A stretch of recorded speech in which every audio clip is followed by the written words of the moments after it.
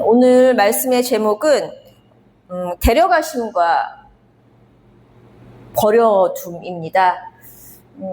반복해서 지금 40절, 41절 말씀에 나와 있거든요. 장소가 하나는 밭이고 밑에는 행이 맷돌질을 하고 있거든요. 이 의미가 무엇인지 정말 저대로 이 말씀을 들으면서 저대로 정말 도대체 누가 데려가심을 받고 누가 버려둠을 당할까? 나는 어느 쪽일까? 이런 질문이 떠오르실 거예요. 왜 그렇게 하셨을까?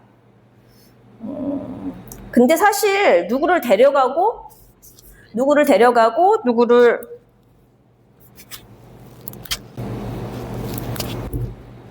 버리는 것은 누구를 남기는 것은 오직 하나님의 주권에 속한 일입니다. 우리가 성경에서는 하나님이 그러세요. 야곱은 내가 사랑했고 에서는 미워하셨다라고 말씀하시거든요. 이 말씀은 곧 구원의 주권이 전적으로 하나님께 있음을 밝혀주는 말씀입니다. 그래서 저는 이런 생각을 해봤는데 여러분은 어떻게 생각을 해보셨는지 모르겠지만 저는 그럴 때마다 와, 하나님 진짜 불공평한 거 아니야? 왜 누구는 데려가고 누구는 남겨? 이런 생각을 저는 할 때가 있었어요. 그리고 그렇게 기도를 한 적도 있고. 그런데 하나님의 주권은 불변하세요. 그리고 분명한 질서가 있고 분명한 기준 안에서 이루어집니다. 그렇기 때문에 그 기준과 그 하나님의 질서가 무엇인지, 그리고 우리는 무엇을 준비하며 살아가야 되는지 오늘 말씀에서 한번 찾아보려고 합니다. 우리가 이 말씀을 통해서 맷돌질, 우리 아이들 오늘 아까 전에 예배 드릴 때 맷돌 모를 줄 알았더니 다 알더라고요. 그래서 깜짝 놀랐어요. 벼도 알더라고요. 그래서 내가 놀랐는데 이 맷돌질이 무엇을 의미하는지, 밭은 무엇을 의미하는지, 어떤 자가 버려둠을 당할지, 어떤 자를 데려가시는지에 대해서 이제 한번 말씀을 나눠보겠습니다.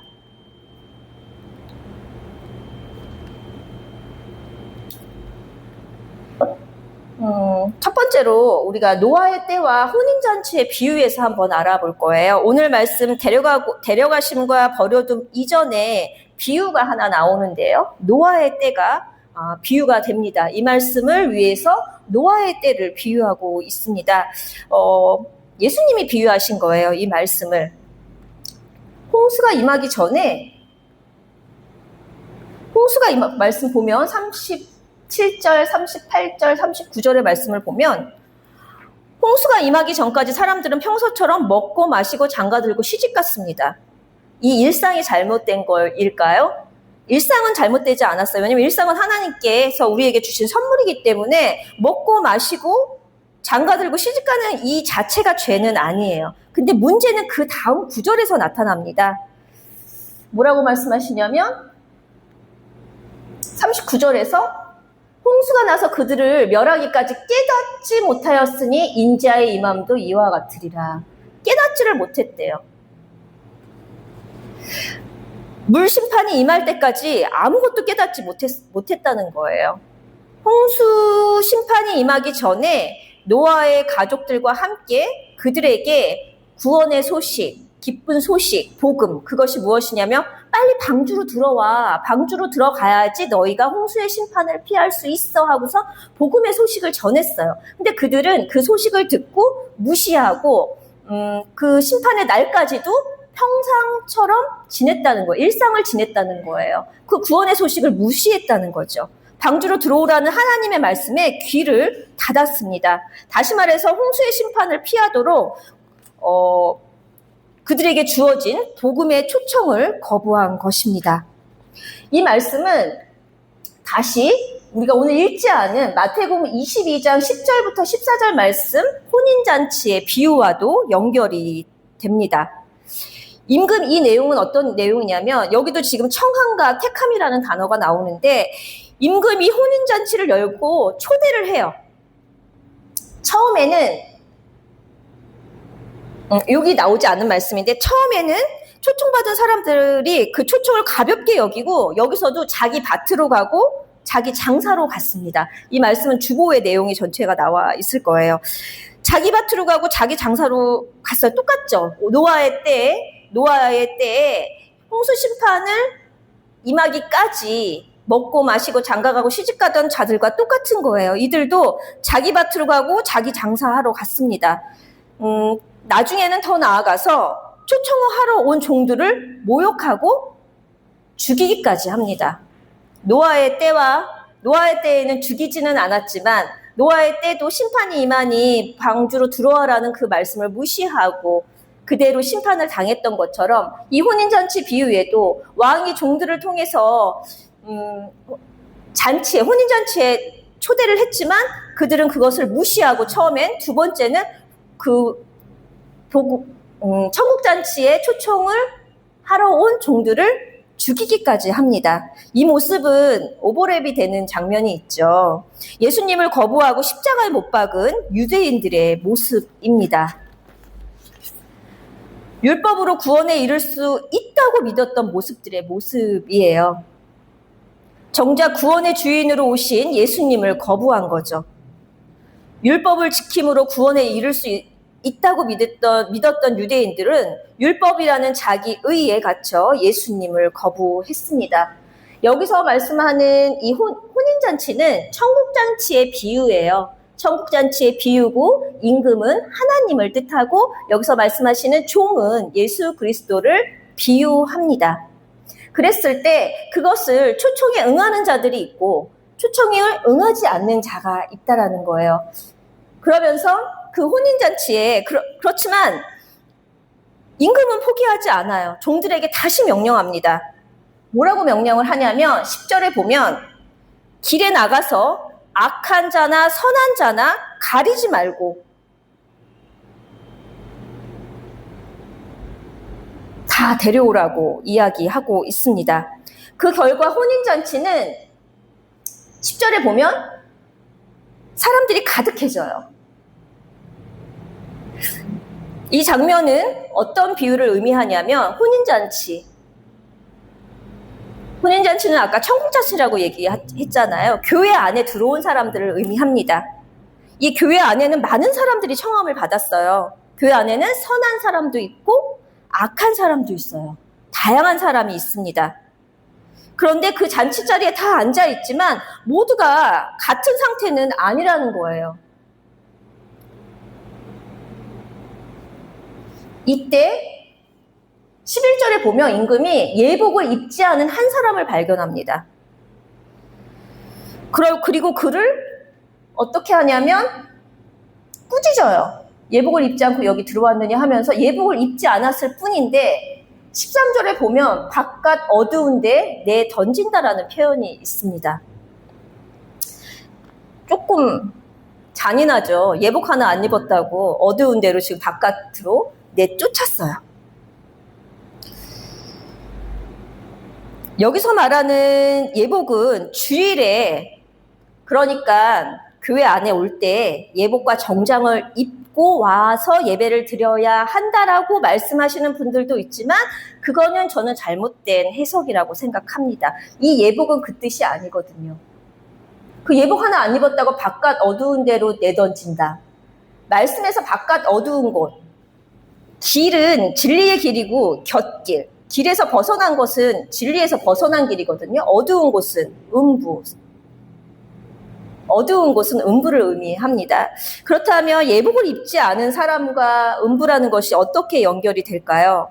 여기서 이 예복은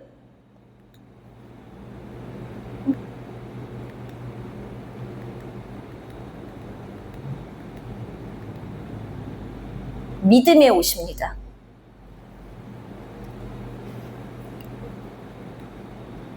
이 예복은 믿음의 옷, 의의 옷, 곧 하나님께서 예수 그리스도를 통하여 우리에게 입혀주신 믿음을 의미합니다. 교회 안에 있어도 믿음이 있는 자와 없는 자로 나뉘어진다는 거예요. 그것을 예복으로 비유하고 있습니다. 제 마음대로 옷을 믿음의 옷이라고 한 거는 아니고요.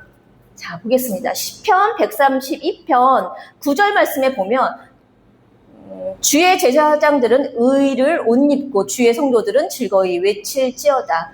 의라는 표현을 옷으로 표현하고 있습니다. 그 다음에 16절 말씀에 내가 그 제사장들에게 구원을 옷 입히리니 그 성도들은 즐거이 외칠지로다.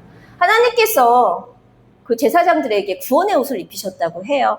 이 제사장은 왕 같은 제사장, 우리를 뜻하거든요. 우리에게 구원의 옷을, 구원이라는 단어를 옷으로 비유해서 말씀하고 있습니다. 이 옷을 입지 않은 사람은 구원의 옷, 의의 옷, 믿음의 옷을 입지 않은 사람은 잔치 자리에 앉을 수가 없는 거예요. 혼인잔치, 천국잔치에 앉을 수가 없는 거예요. 그래서 예수님은 이 비유의 결론을 이렇게 내리십니다. 청함을 받은 자는 많되 택함을 입은 자는 적으니라.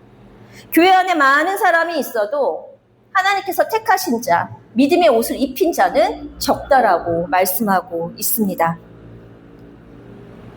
여기서 중요한 내용은 악한 사람도 선한 사람도 모두 초대를 받았다는 거예요.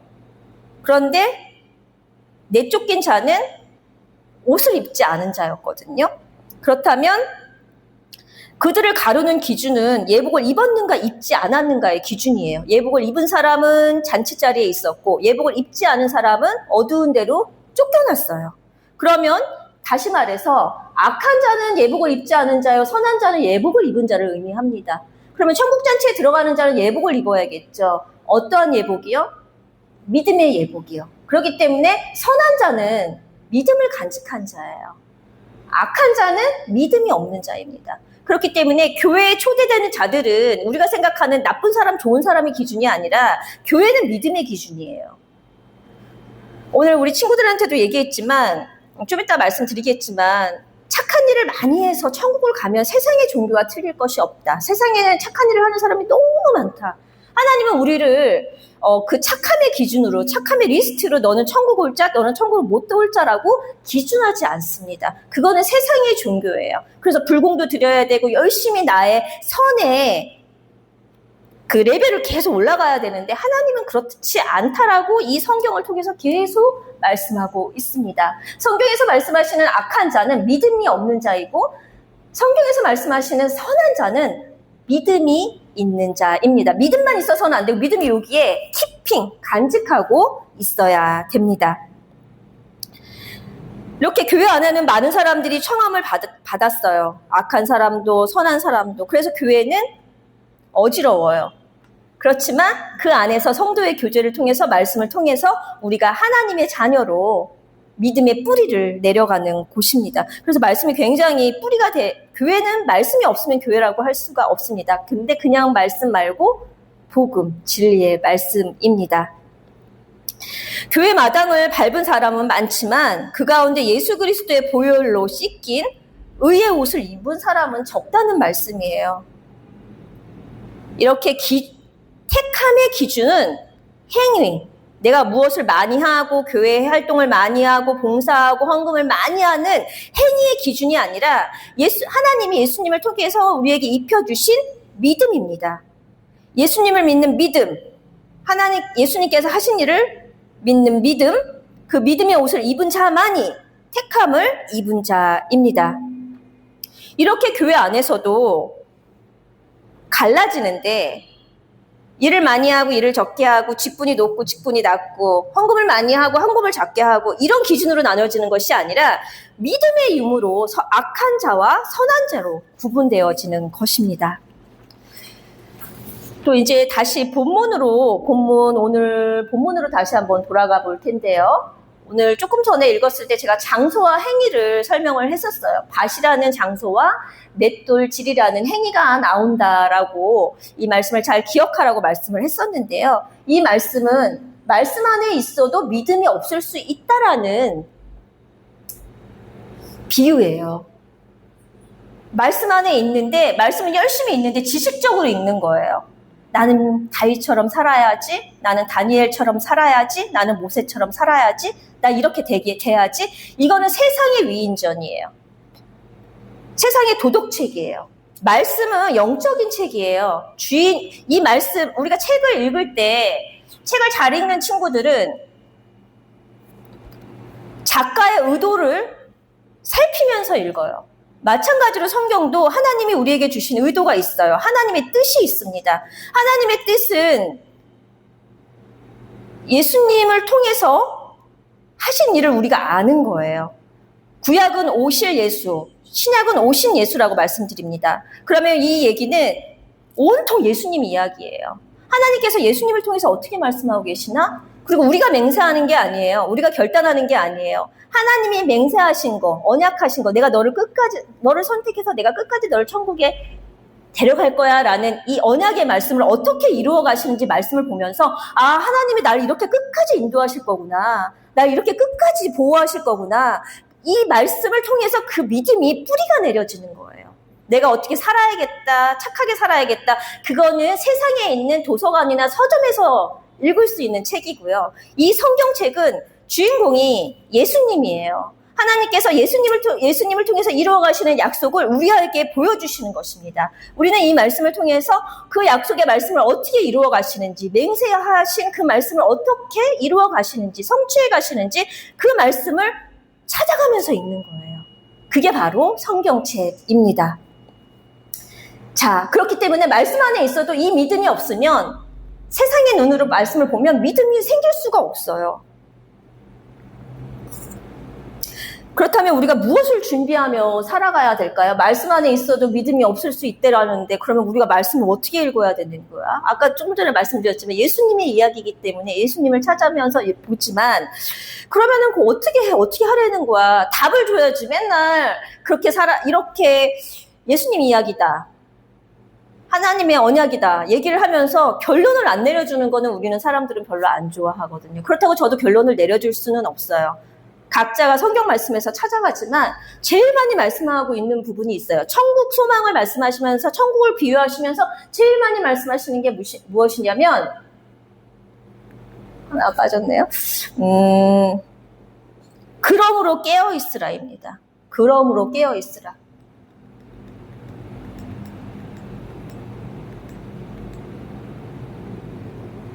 42절에 나오죠. 그러므로 깨어있으라고 말씀하고 있습니다.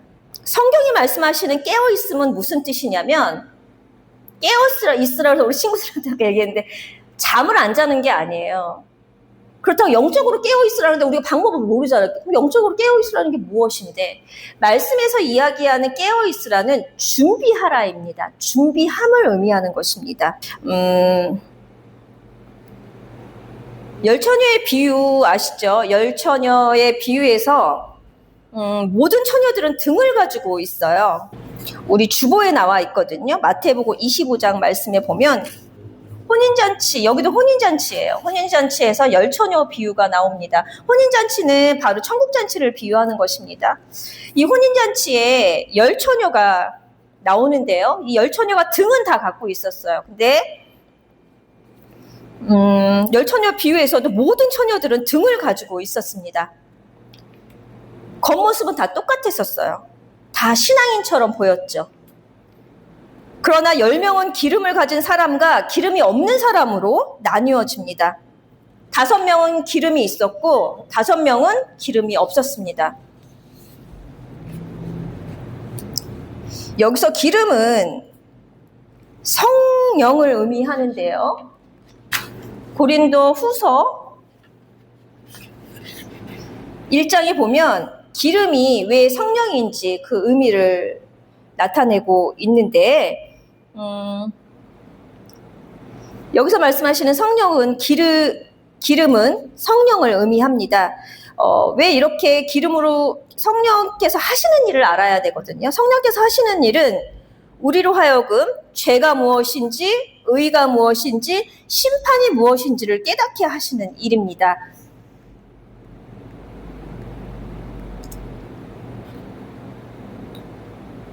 앞에 요한복음 15장 말씀이 나와 있는데요. 죄에 대하여라 함은 그들이 나를 믿지 아니함이요. 죄는 세상의 죄가 아니에요. 예수님을 믿지 않는 것이 성경적인 죄입니다. 의에 대해서, 심판에 대해서 이 보혜사 성령님이 오시면 알려주신대요. 그러면서 13절에서 진리의 성령이 오시면 그가 너희를 모든 진리 가운데로 인도하시리니 장래일을 너희에게 알리시리라. 이 장래일은 우리의 육의 장래일을 얘기하는 게 아니라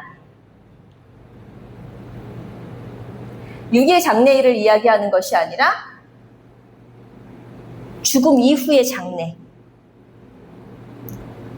우리가 죽은 다음에 두 가지 길이 있죠. 믿음으로. 구원과 심판으로 나뉘죠.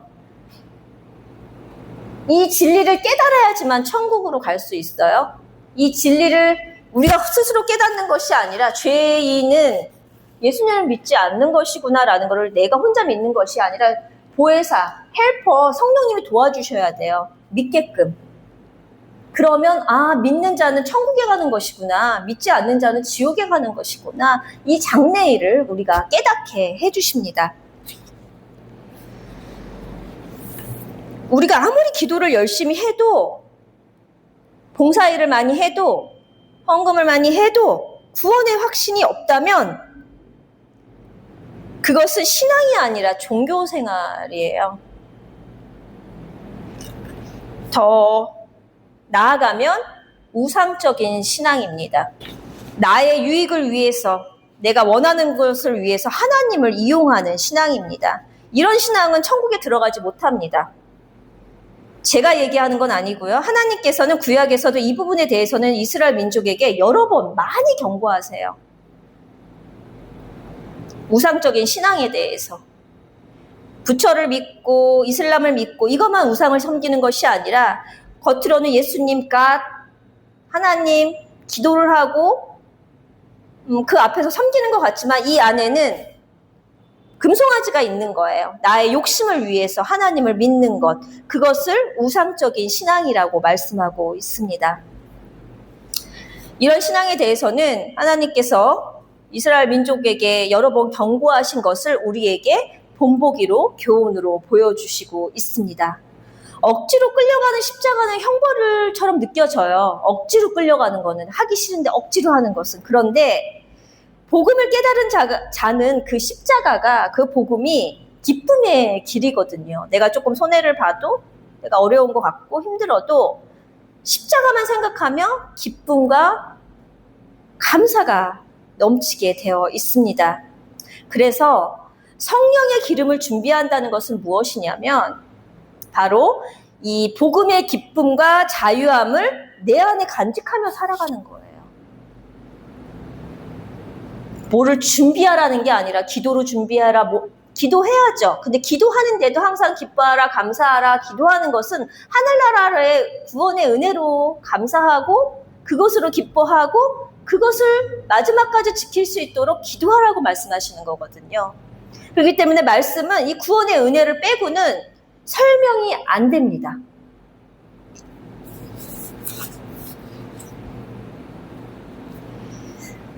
말씀을 정리해 보겠습니다. 질문을 한번 해볼게요. 나는 초청만 받은 사람인가? 아니면 예복을 입은 사람인가? 오늘 주보에 보면, 오른쪽 파트에 보면 믿음의 예복이 무엇인지 설명이 되어 있습니다. 믿음의 옷, 곧 그 예복을 입은 사람인가? 그 다음에 두 번째 질문은 나는 교회 안에만 있는 사람인가? 아니면 복음 안에 있는 사람인가? 이 질문에 스스로 한번 대답해 보세요. 만약에 아직 이 확신이 없고 잘 모르겠다? 기도하셔야 돼요. 하나님 깨닫게 해주세요. 성령 하나님, 성령님 성령님이 헬퍼거든요. 우리 구원의 여정을 도와주는 헬퍼예요, 옆에서. 그래서 성령님, 길게 할 필요도 없어요. 성령님 저 도와주세요. 저 정말 하나님 알고 싶어요. 하나님 도와주세요. 성령님 도와주세요. 저 정말 깨닫고 싶어요. 저도 저 믿음 갖고 싶어요. 저도 저 믿음 선물로 갖고 싶어요. 저도 이 안에 좀 넣어주세요. 이렇게 기도하시면 됩니다. 그러면 안 도와주신다고요? 그렇지 않아요. 그 기도는 분명히 들어주십니다. 왜? 그 소원도 하나님이 주시는 거예요. 아예 무시하는 사람은 그런 생각도 안 해요. 저걸 내가 왜 봐도 그게 뭐 중요해? 이렇게 해요. 근데 궁금증이 생기고 알고 싶고 갖고 싶다라는 건 성령님이 이미 감동을 주신 거거든요. 그러면 감동을 주신 그 성령님이 도와주실 거예요. 사람이 도와주는 거는 저는 말씀을 전할 뿐이고 말씀을 도와주는 헬퍼, 친구들을 붙여주시지만 그 말씀을 열어지게 해주시는 것, 그 마음에 감동을 주시는 건 성령님이 일을 하십니다. 데려가심과 버려두심의 기준은 복잡하지 않습니다. 내가 무엇을 했느냐가 아니라 하나님께서 내게 주신 믿음의 예복을 입고 있느냐입니다. 그리고 그 믿음은 하나님께서 우리에게 입혀주신 가장 아름다운 예복입니다. 드레스도 아니고 여왕들이 입는 옷도 아니고 학교에 최고 학위를 받을 때 입는 옷도 아닙니다. 가장 아름다운 예복은 하나님께서 우리에게 입혀주신 믿음의 예복입니다. 그 예복을 입어야지만 천국에 입성할 수 있거든요. 근데 그 예복도 내가 입고 싶어서 입는 게 아니라 청한 자에게 주시는 거예요. 하나님께서. 이미 교회 안에 있고 이 말씀을 듣게 하시는 거는 하나님이 택하셔서 듣게 하시는 건데, 믿음이 성장을 해야 되는데, 그 성장을 하는데 확신이 생기는데 도움을 주시는 분이 성령님이시고, 그 다음에 눈으로 볼 수 있는 기회도 있어요. 그 눈으로 볼 수 있는 것은 자다가 꿈꾸고 어느 날 환상이 보이는 게 아니라 하나님의 형상은 말씀이기 때문에 말씀으로 어느 날 똑같이 10번을 읽었는데 11번째 이게 이런 뜻이었어 하면서 하나님이 말씀으로 나한테 보여주십니다. 하나님은 형상은 말씀이십니다. 오늘 우리가 이렇게 고백할 수 있기를 바랍니다. 예수님이 입혀주신 의의 옷을 입고 이 자리에 나왔습니다. 날마다 성령의 기름을 준비하며 다시 오실 예수님을 기쁨으로 기다리는 자